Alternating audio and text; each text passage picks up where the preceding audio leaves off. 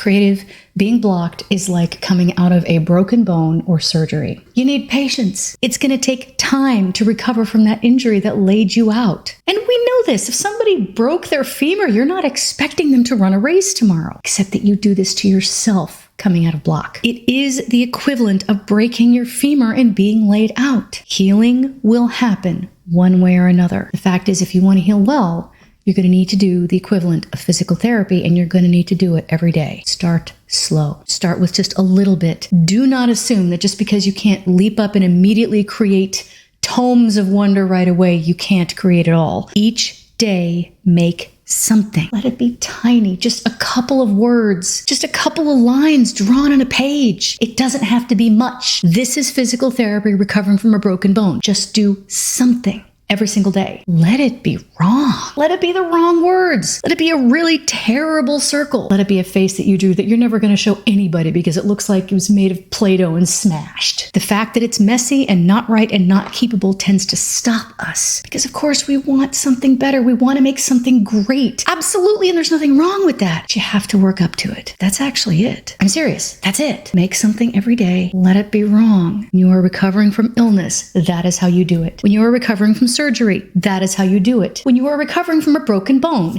that is how you do it. You can do this, creative. You can recover from this block no matter how long you have been blocked. I know I was blocked for years. Do these two things. I know they don't feel good, but they will in time. Recovery is in your grasp. Sit down with me now and let's make something new.